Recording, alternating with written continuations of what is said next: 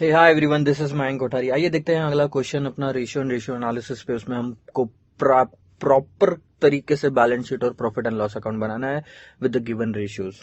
The following accounting information and financial ratios of PQR limited relate to the year ended 31 December 2016।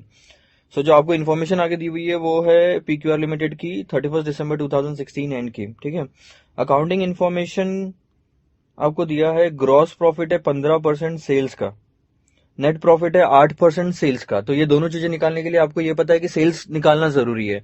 आगे दिया हुआ तो अच्छा है, नहीं तो सेल्स निकालना पड़ेगा। रॉ मटेरियल जो आपने कंज्यूम किया है वो है 20% of the works cost. Direct wages जो आपने कंज्यूम किया है, डायरेक्ट वेजेस जो आपको लगे वो है 10% of the works cost.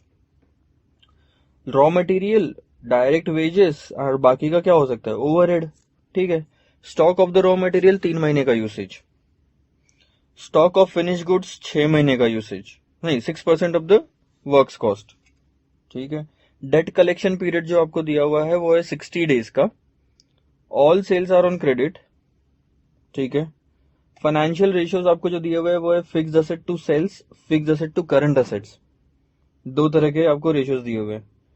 Current ratio है 2:1, long term loans to current liabilities 2:1, capital to reserves and surplus 1:4। यहाँ पे कहीं पे भी अभी तक आपको ना कोई भी अमाउंट नहीं दी हुई है। जब तक हमको एक अमाउंट नहीं पता चलती ना, तब तक हम शुरू नहीं कर पाएंगे। If the value of the fixed assets are as on 31 December 2015 amounted to 26 lakh rupees. ध्यान देना, अब पहली अमाउंट आई है आपकी 26 लाख रुपए की, वो है फिक्स्ड असेट्स की वैल्यू। यानी कि आगे चलो मैं पढ़ लेता हूं, आपको फिर समझाता हूं।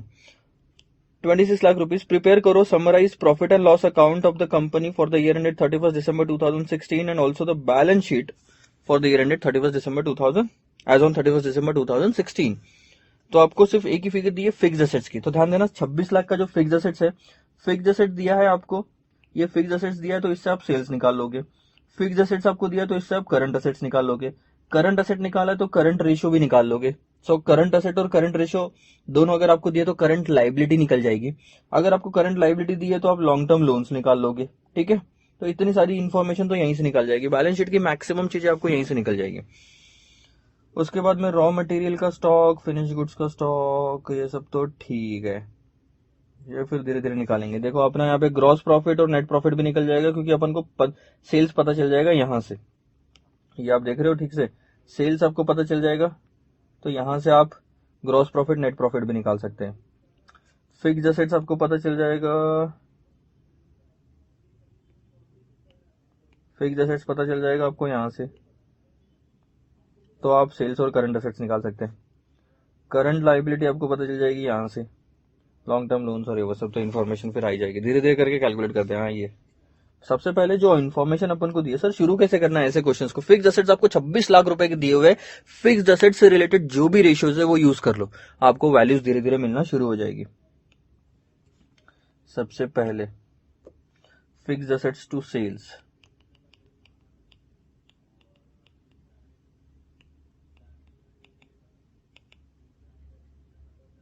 One is to three, 26 lakh divided by sales 1/3, तो आगे आपका ये सेल्स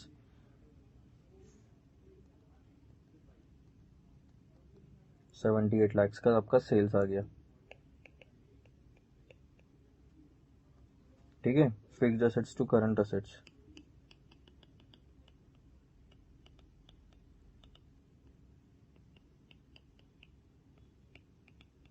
ये भी रेशो आपको दिया हुआ है 13:11, 13/11, तो 26 लाख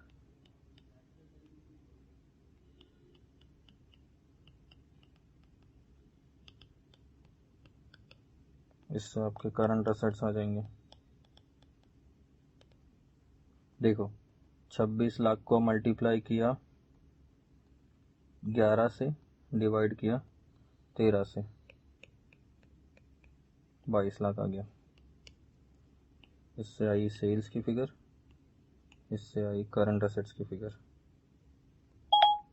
ये क्या हो गया, चलो आगे देखो। थर्ड, सीरी ने बोला था कुछ। आगे आगे आगे आगे आगे करंट रेशो लेते हैं, ठीक है।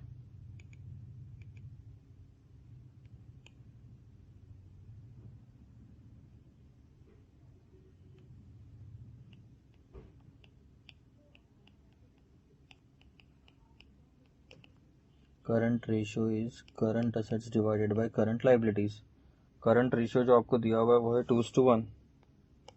करंट असेट्स आपने निकाला 22 lakhs और करंट लाइबिलिटी तो आपकी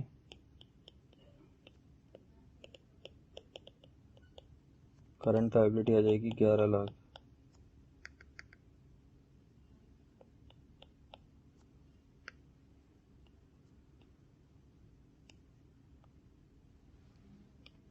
चार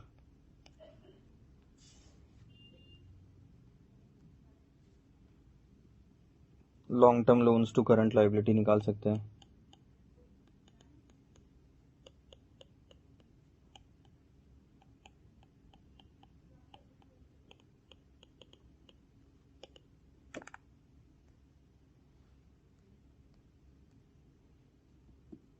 to is to one. Long term loans हमको पता है क्या? नहीं पता sir. Divided by current liability 11 lakh 2:1। So आपके लॉन्ग टर्म लोन्स आ गए 22 लाख।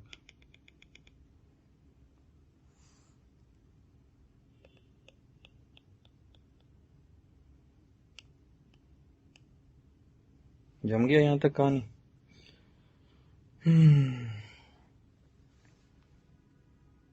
बैलेंस शीट की वर्किंग कर लेते हैं। This is going to be the balance sheet. Fixed assets में आज सच और ज़्यादा कोई इंफॉर्मेशन नहीं है तो वो 26 लाख लिख लेता हूँ। करंट असेट्स यहाँ से शुरू होंगे, उसकी टोटल 22 लाख आनी चाहिए। अंदर की चीज़ें अभी हम निकालने के हैं, लेकिन इतना आपको पता है फिक्स्ड असेट्स और करंट असेट्स की टोटल रहेगी आपकी 48 लाख रुपीज, जो कि असेट साइड की टोटल रहेगी। तो लाइबिलिटी साइड की भी टोटल आपकी 48 लाख रहनी चाहिए, ठीक है। और जिसमें से करंट लाइबिलिटीज आपको पता है कितनी है,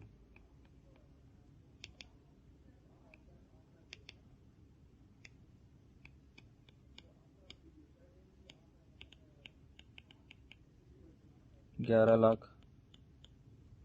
लॉन्ग टर्म लोन्स आपको पता है कितने हैं, 22 लाख, ठीक है। 33 लाख तो ये हो गया। 33 लाख अगर ये हो गया तो बचा कितना? से 15 लाख रुपए बचा है। और क्या आइटम बचा ऊपर में? शेयर कैपिटल और रिजर्व्स एंड सरप्लस। 15 लाख रुपए शेयर कैपिटल और रिजर्व्स एंड सरप्लस। तो एक चीज और ध्यान दो, पांचवी वर्किंग करते हैं यहाँ पे। Share capital plus reserves and surplus कितना है? 15 लाख। ये तो आपको समझ में आया यहाँ पे, ठीक है। उसके बाद में अब अपन को कोई भी एक फिगर चाहिए, या तो शेयर कैपिटल ले लो या तो रिजर्व्स एंड सरप्लस ले लो। अभी हम निकाल सकते हैं, ध्यान दो। Capital to reserves and surplus का रेशियो 1:4 का रेशियो है। कैपिटल न्यूमरेटर में, रिजर्व्स एंड सरप्लस डिनोमिनेटर में इक्वल्स टू 1/4। तो ये 4 उधर जाएगा तो कैपिटल से मल्टीप्लाई हो जाएगा। 4 times capital is equal to reserves and surplus. 4 times capital is equal to reserves and surplus. यही आ रहा है, ध्यान दो। मैं फिर से आपको बताता हूँ, शॉर्ट में लिख के यहाँ पे। Capital to reserves and surplus is equal to 1:4। तो ये कैपिटल मल्टीप्लाई हो जाएगा 4 से और रिजर्व्स उधर चला जाएगा, तो कितना आंसर आएगा? रिजर्व्स कितने हैं आपके? कैपिटल के 4 गुना। सो मैं क्या इस तरह से लिख सकता हूं कि share capital plus 4 times share capital, reserves and surplus क्या है? 4 बार शेयर कैपिटल ना, should be equal to 15 lakhs। So share capital कितना आ गया आपका? 15 lakhs डिवाइडेड बाय 5, ये 1 हो गया ना, तो ये 3 लाख। और रिजर्व्स एंड सरप्लस कितना आ गया आपका 4 टाइम्स शेयर कैपिटल, जो कि हो गया 4 इंटू 12 लाख। तो ये दो फिगर आपके समझ में आई, 3 लाख और 12 लाख मिला के 15 लाख होता है। देख लो आपका रेशियो भी वही आएगा, share capital 3 lakh divided bye 12 lakh, 1:4 का रेशियो है। तो ये आप बैलेंस शीट में डाल दोगे इतनी फिगर।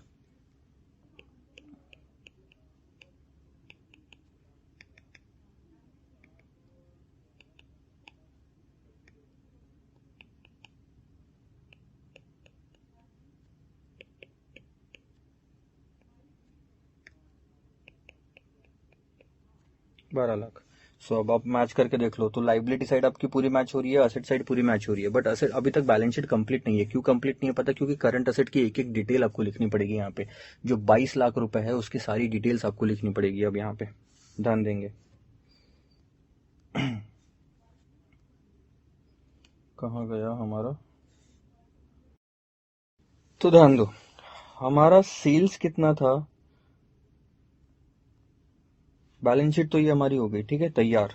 अब हमको जो नेक्स्ट में निकालना है वो है profit and loss account.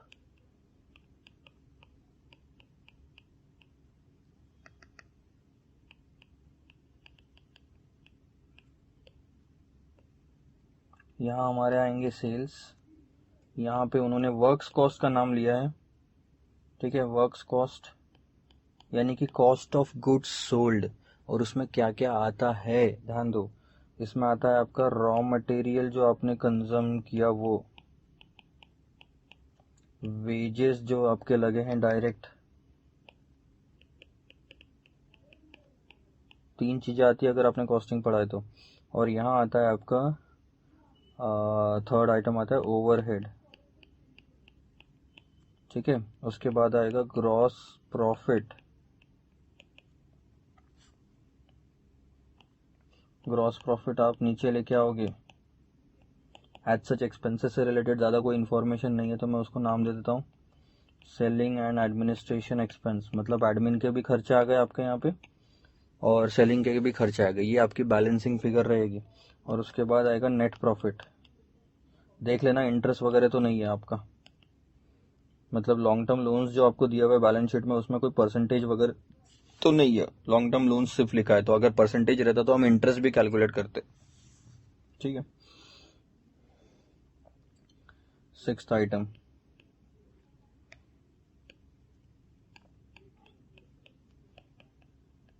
Gross profit, 78 lakhs का क्या निकाला आपने, 78 लैक्स है ना सेल्स, और ग्रॉस प्रॉफिट रेशियो आपको दिया हुआ है 15%, या फिर ऐसे लिखो बेटर रहेगा समझने में।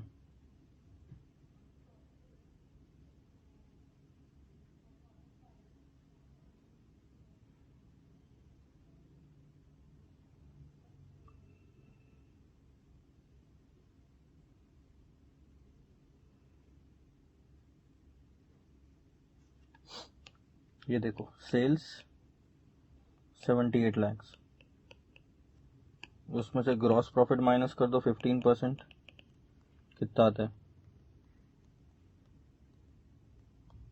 11,70,000। सो 66,30,000 जो है ये आपका बन गया कॉस्ट ऑफ गुड्स सोल्ड। इसी को आप बोल रहे हो यहाँ पे वर्क्स कॉस्ट, ठीक है, 66,30,000 रुपीज। अब देखो और इन्फॉर्मेशन क्या दी हुई है। अच्छा कुछ चीजें जो हमने निकाल ली है वो मैं लिख लेता हूँ, 11,70,000 ग्रॉस प्रॉफिट,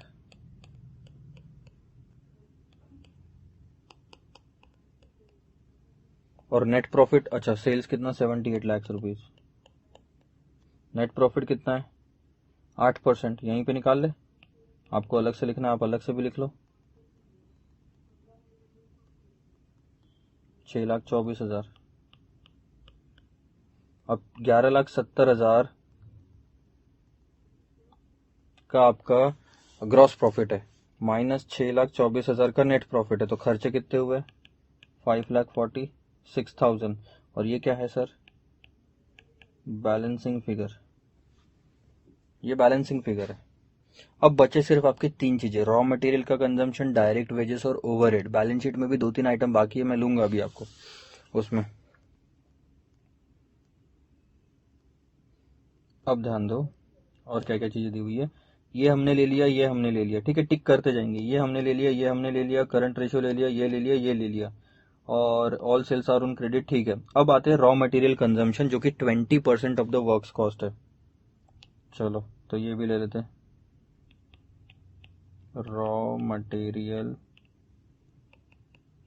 कंजम्पशन कितना है आपका, 66,30,000 का 20%। और एक चीज कुछ तो दी हुई है उन्होंने, ये भी टिक कर लेता हूँ, डायरेक्ट वेजेस कितना है, 10% ऑफ द वर्क्स कॉस्ट।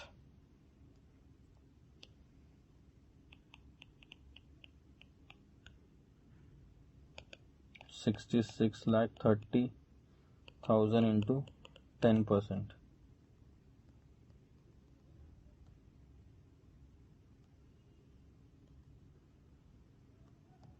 13,26,000।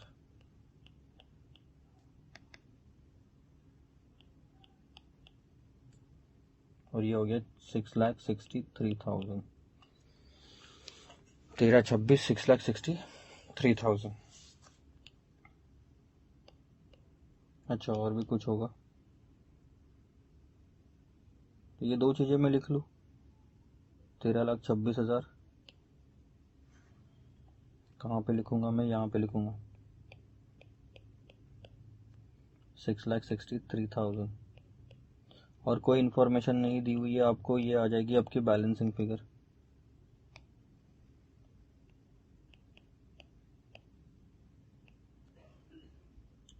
देखो टोटल आपका था 66,30,000, ठीक है, उसमें से 13,26,000 तो हो गया रॉ मटेरियल का कंजम्पशन, फिर हो गया 6,63,000 का आपका हो गया वेजेस, तो 46,41,000 बचा हुआ है, and that will be your direct wages. तो ये आपकी balance sorry profit and loss account close हुआ। लेकिन अभी भी कुछ चीजें बाकी है, वो है आपका करंट असेट वाली पार्ट। देखो करंट असेट्स में आपके यहाँ पे क्या आना बाकी है, आपका रॉ मटेरियल का स्टॉक आना बाकी है, आपका फिनिश गुड्स का स्टॉक आना बाकी है, जहां तक मेरे को पता है डेटर्स भी उन्होंने नीचे दिया हुआ है, इन्वेंट्री तो आई गई, कैश एंड बैंक बैलेंस होगा अगर होगा तो, नहीं तो हम मिटा देंगे वापस। अब देखो एक एक करके इन्फॉर्म, सबसे बेस्ट चीज होती है टिक करते जाना, ताकि आपको पता चलेगा कि ये वाली इन्फॉर्मेशन तो मैंने यूज कर ली है। अब देखो स्टॉक ऑफ रॉ मटेरियल और स्टॉक ऑफ फिनिश गुड्स आपको दिया हुआ है, ये दोनों चीजें कैलकुलेट करते हैं। स्टॉक ऑफ रॉ मटेरियल है 3 मंथ्स का यूसेज। अब यूसेज किस चीज का, रॉ मटेरियल का यूसेज ना। अगर स्टॉक भी रॉ मटेरियल का निकालना है तो यूसेज भी उसी का ही हुआ। तो साल भर में रॉ मटेरियल आपने कितना कंज्यूम किया, पी लिया, खा लिया साल भर में, तो वो 12 महीने का हो गया। साल भर में अगर मान लो 12 करोड़ रुपए का आपने रॉ मटेरियल कंज्यूम किया, यानी हर महीने में 1 करोड़ का कंज्यूम किया। सही बोल रहा हूं गलत बोल रहा हूं, साल भर में अगर रॉ मटेरियल 12 करोड़ का कंज्यूम किया, इसका मतलब मैं 12 महीने में 12 करोड़, तो एक महीने में 1 करोड़ का कंज्यूम किया। स्टॉक कितने का है, 3 महीने का, 3 करोड़, 1 इंटू 3, 3 करोड़ का जो यूसेज है वो स्टॉक में पड़ा हुआ है। सातवीं चीज, रॉ मटेरियल स्टॉक। सो एनुअल, मैं यहाँ पे लिख सकता हूँ दो तीन चीजें, raw material consumption divided by, साल भर का कंजम्पशन है 12, ठीक है, मल्टीप्लाइड बाय 3 कर देता हूँ। सही जा रहा हूँ ना। सो रॉ मटेरियल का कंजम्पशन हमने ऊपर ही लिखा 13,26,000 divided by 12 into 3,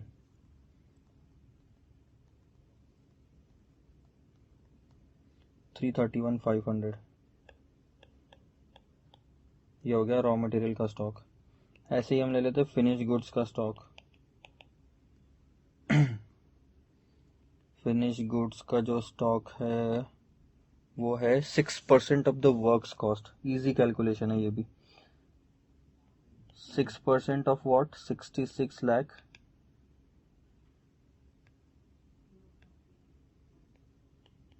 works cost बोला है इसने. 6% of 66 lakh 30,000. 397,800. So raw material का स्टॉक और फिनिश गुड्स का भी स्टॉक आ गया मेरे पास में. लिख लेता हूँ. 331,500, 397,800.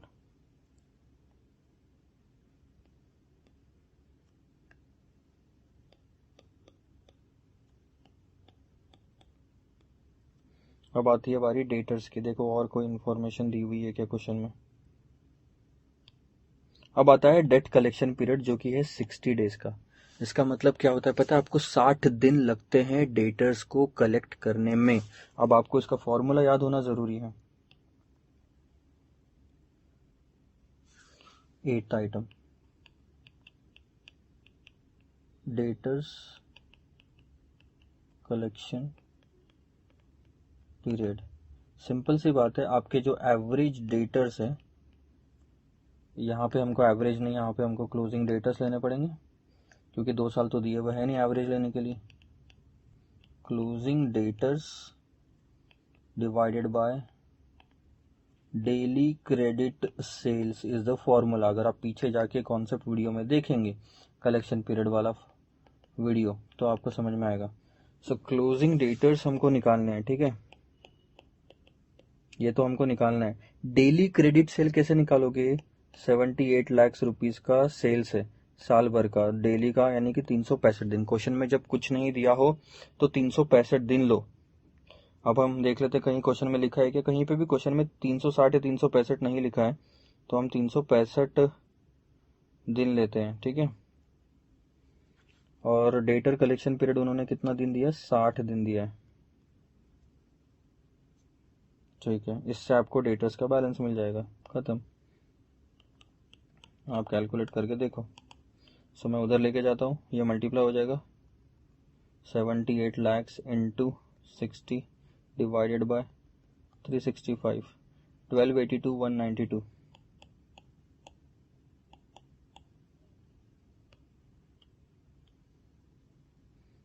1282 192.